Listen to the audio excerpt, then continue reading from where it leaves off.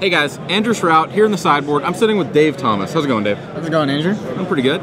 So you are basically the OG of Dredge, as it were. Many people have referred to me as that, so I guess we can go with it. Yeah. You top aided an invitational with Dredge. You top aided 2 opens with Dredge. Correct. It's like that you've been playing for what, 4, 5 years now? Actually, a while. I've been playing it since the mechanic has been printed. I played it throughout standard, extended. I tried in modern, but that doesn't work. But you still tried, of course. But now I'm to legacy. So. Okay. So Dredge, it's not a new deck necessarily, no, but it's been around forever. Yeah, but anytime you come out with it, I want to get a chance to sit down and see what your most recent take is on the archetype. So before we get into that, though, get into the kind of the details, just really broadly, what is it about Dredge and Legacy that like appeals to you? Why is this the deck that you play? One of the most unfair things you can do in Magic is gain card advantage and use that to your advantage. Well, it's hence card advantage. But often the best resource in the game has been the graveyard. Sure. Because it's the fastest way to get access to multiple cards and then use those cards over and over. Well, I can do that. Golgari Grave Troll allows me to draw 6 cards a turn instead of 1. So there's nothing I want to do more than draw massive amounts of cards. So okay. So basically, rather than getting the kind of the virtual 3-for-1 by brainstorming back 2 bad ones, you get the virtual 6-for-1. It's just every time you dredge, and flip 6 cards, those are 6 cards that you have access to that you can play with. Yeah, exactly. As long as you fill your deck with cards that do things from the graveyard. Yeah, that's correct. I mean, I always like doing unfair things, and when it's really, really unfair like this, right, it makes it more fun. That is, yeah, I know exactly how you feel. when something is broken, I want to abuse it, and Dredge certainly does abuse it. Now your list that you're playing today is not so far removed from the list we've seen before, the Faithless Looting versions with Lion's Eye Diamond. There is one very fresh addition. This is something that we have not seen before, or at least I haven't seen. You have 4 main deck Street Wraith in your deck. Yes. There's 2 basic forms of the Dredge deck that I've come up with, or that people have helped me come up with too. It's this one with Street Race, and then the one with the Flamekin Zealot, kill you same turn combo. Usually not all 4 acreage, usually a minimum number like 2 or 3, and then some other, because they don't have enough black creatures. Right. The thing I like, one of the big things about Street Wraith is how good it is against Deathrite Shaman. Sure. Because on the draw, you can put a Dredger in your graveyard with a Putrid Imp or Careful Study, and then when they target it with the Deathrite Shaman, you can cycle it in response. Okay. Playing 4 Street Wraiths also allows you to max out on acreage because you have plenty of black creatures. All right.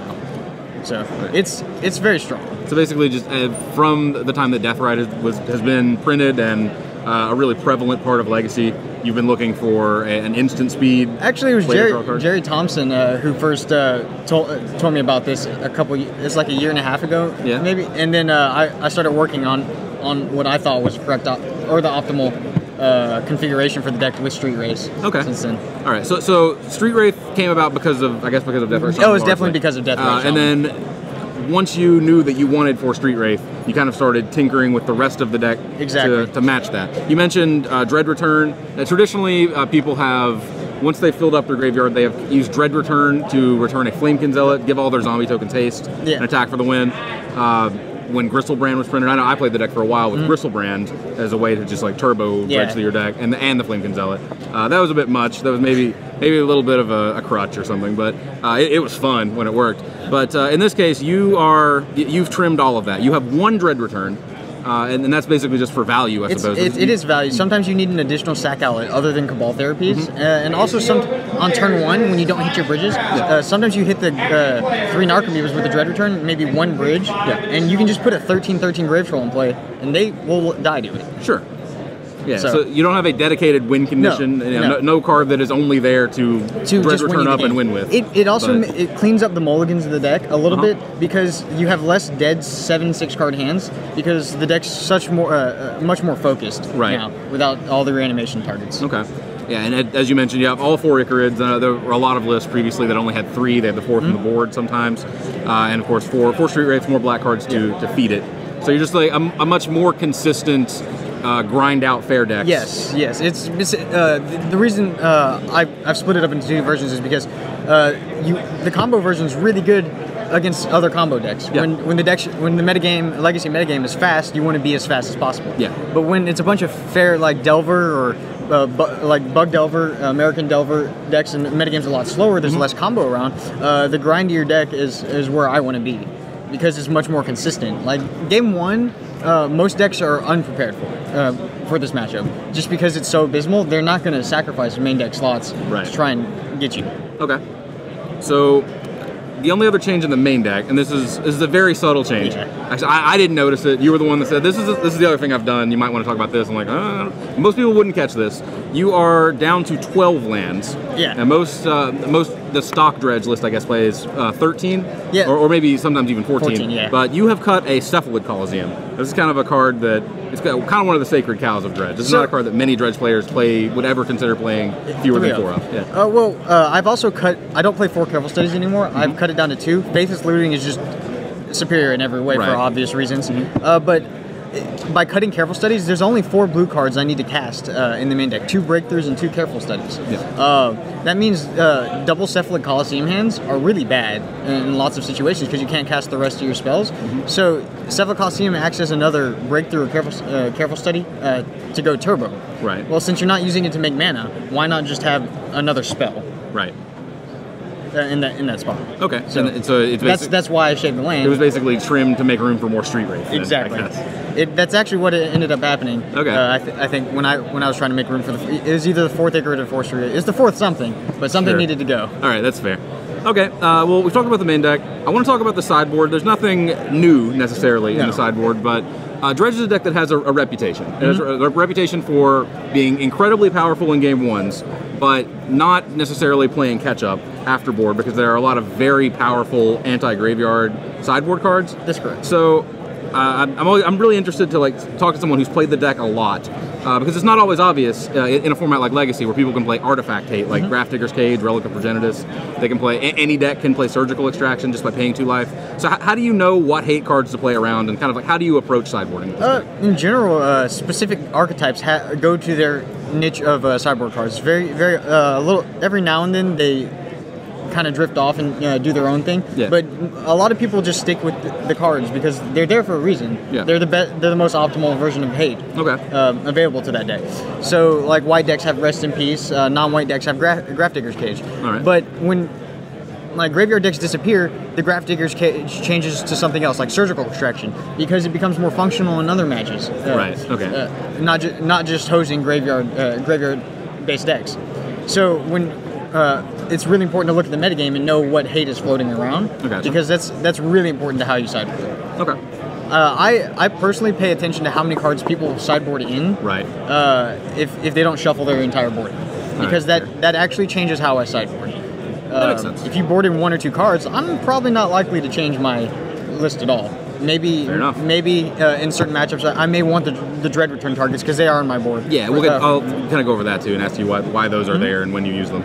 But in general, it's just you stick to the archetypes, and when something goes awry, if you won game 1, you just adjust for it in game 3. Okay. And it works out a fair amount of the time.